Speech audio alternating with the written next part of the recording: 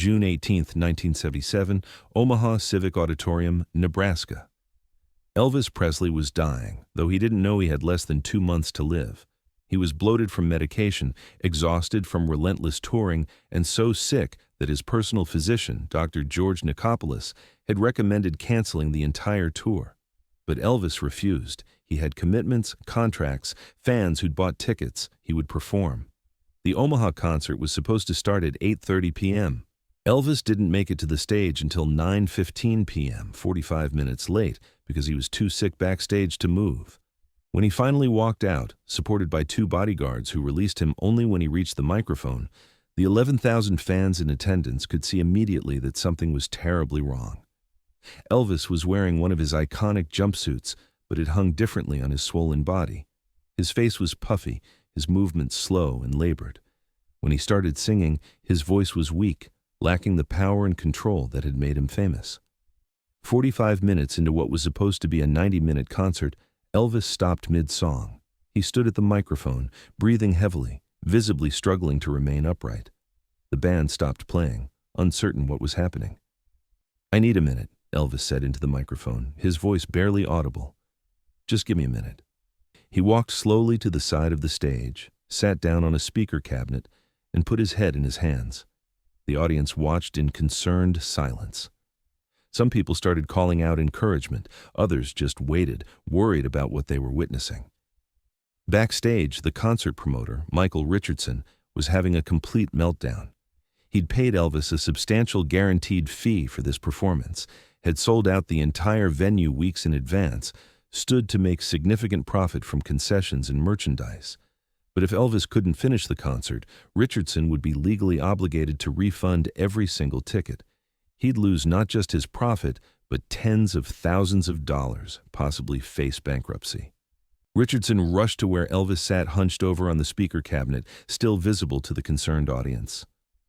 "Elvis, if you can't continue, we need to cancel the show right now. Every minute you're up there not performing is costing me money. The longer this goes on, the bigger the refund disaster becomes." Elvis looked up at Richardson with bloodshot eyes.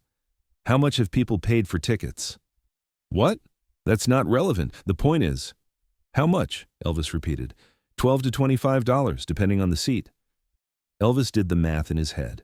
11,000 people, average of maybe $18 per ticket, nearly $200,000 in ticket sales.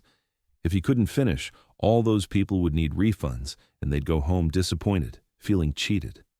"I'm finishing the show," Elvis said. "You can barely stand up," Richardson argued. "Look at yourself. You need a hospital, not a stage." "I said I'm finishing the show." Elvis's voice, though weak, carried absolute determination. "These people paid their hard-earned money to see me perform. They took time off work, got babysitters, drove from other towns. I'm not going to cheat them." Dr. Nick, who'd been watching from the wings, approached.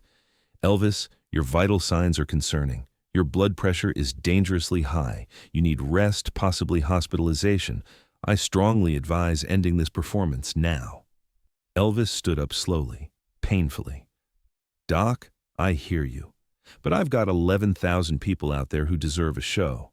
I'll rest when they're satisfied." Elvis walked back to center stage slowly, each step requiring concentrated effort. The audience, which had been murmuring with concern and confusion during the extended delay, fell completely silent as Elvis reached the microphone. "Folks, I'm going to be honest with you," Elvis said, his voice stronger now, fueled by determination and something deeper than physical strength. "I'm not feeling well tonight. I'm sick, I'm tired, I'm in pain, and I probably shouldn't be up here at all.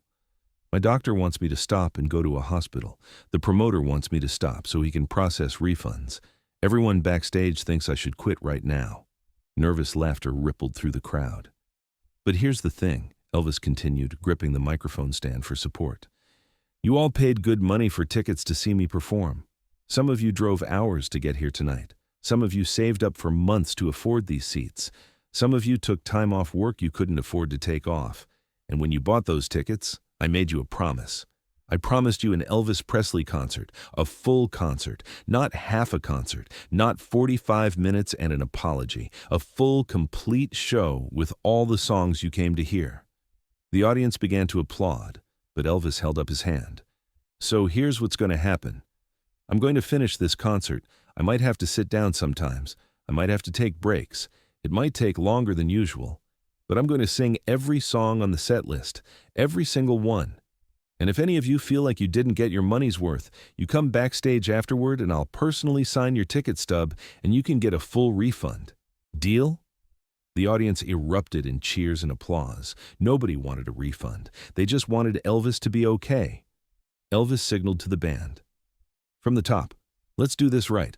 What followed was one of the longest and most unusual concerts of Elvis's entire career, a performance that would become legendary for all the wrong and all the right reasons simultaneously. The planned 90-minute show stretched to over 3 hours and 15 minutes. Elvis would sing a few songs with whatever energy he could muster, then sit down heavily on a stool to rest while talking to the audience in rambling, unfiltered monologues. He'd tell stories about his childhood, make jokes about his condition, engage in conversations that seemed to go nowhere, but somehow remained entertaining because they were so genuine, so unscripted, so completely different from his usual polished performances. When his voice would fail completely, he'd let the backup singers carry the melody while he hummed along weakly or just moved his lips, maintaining the pretense of performance even when his body refused to cooperate. When he couldn't stand anymore, he'd perform entire songs sitting down on the stool, sometimes leaning against it for support. When he couldn't remember lyrics to songs he'd sung thousands of times, he'd laugh at himself self-deprecatingly and start over, or ask the audience to help him remember the words. The band, confused and concerned at first by this complete departure from the usual carefully structured show, eventually adapted to the chaos.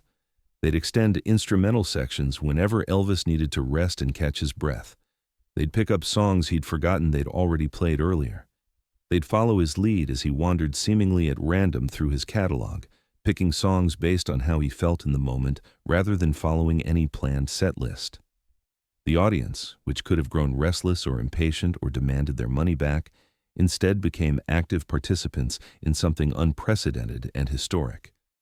They weren't watching a polished professional performance. They were witnessing Elvis Presley refuse to quit, refuse to give up, refuse to cheat them even though continuing was clearly causing him excruciating physical agony with every song, every movement, every breath. Between songs, Elvis was brutally honest about his deteriorating condition.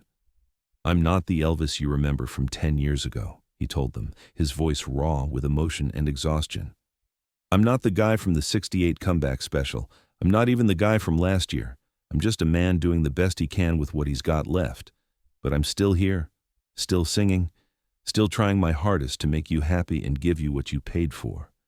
The vulnerability was startling and unprecedented. Elvis had spent his entire career maintaining an image, a persona, a carefully constructed public face designed to protect his privacy. But tonight, in Omaha, sick and exhausted and barely able to stand, he was just honest. He was human. He was struggling visibly, and he was refusing to let that struggling be an excuse for not delivering what he'd promised to these people who'd trusted him. At the 3-hour mark, Elvis was performing a sitting-down version of his classic ballad when his voice gave out completely mid-verse. He tried desperately to continue, pushing air through his throat, but nothing came out. He sat on his stool, mouth open, unable to produce any sound at all. The audience, realizing what was happening, began singing for him. 11,000 voices took over the melody, carrying the song while Elvis sat on stage, tears streaming down his face, unable to sing but unwilling to leave. When the song ended, sung entirely by the audience for their performer, Elvis managed to whisper into the microphone, "Thank you. That was beautiful. That's the best version of that song I've ever heard." He tried to stand for the final bow but couldn't manage it. 2 bodyguards came out on stage, and this time they didn't hide. They openly supported Elvis as he stood, helped him wave to the crowd, helped him make his exit. As Elvis left the stage, he turned back one more time. "Did I give you your money's worth?" he called out, his voice barely audible. The standing ovation that followed was his answer. Backstage, Dr. Nick had an ambulance waiting. Elvis was taken directly to a local hospital where he was treated for dehydration, exhaustion, and dangerously high blood pressure. He stayed there for 6 hours before being released with strict orders to cancel the rest of the tour. Elvis canceled the next 2 shows but resumed performing within a week, unable or unwilling to stop despite his deteriorating condition. The promoter, Michael Richardson, who'd been so worried about losing money, later said the Omaha concert ended up costing him a significant amount because of the overtime charges for the venue, the extra hours for staff, the additional security needed for the extended show. But he also said it was the most memorable concert he'd ever promoted. Elvis could have stopped at 45 minutes, Richardson said in a 1980 interview. He should have stopped. He was clearly dying up there. But he refused to cheat those fans. He performed for 3 hours when he could barely stand for 3 minutes. I lost money that night, but I gained respect for Elvis Presley that I'll carry for the rest of my life. Charlie Hodge, Elvis's guitarist and friend, was more blunt. That night in Omaha could have killed Elvis, Charlie said. Probably should have killed him. His body was shutting down, but his mind, his conscience, his commitment to those fans, it wouldn't let him quit. He'd rather die on stage than disappoint 11,000 people who'd paid to see him. That's who Elvis was. That's what mattered to him more than his health, more than money, more than anything. Elvis performed 19 more concerts after Omaha, each one a struggle, each one requiring immense willpower just to make it through. He continued to refuse to cancel shows despite everyone around him begging him to stop, to rest, to save himself. On August 16, 1977, less than 2 months after the Omaha concert, Elvis Presley died at Graceland. He was 42 years old. The official cause was cardiac arrhythmia, but everyone who'd been with him during those final tours knew the real cause.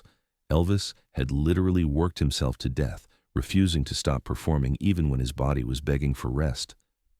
The night before he died, Elvis had been preparing for another tour, another series of concerts he was in no condition to perform.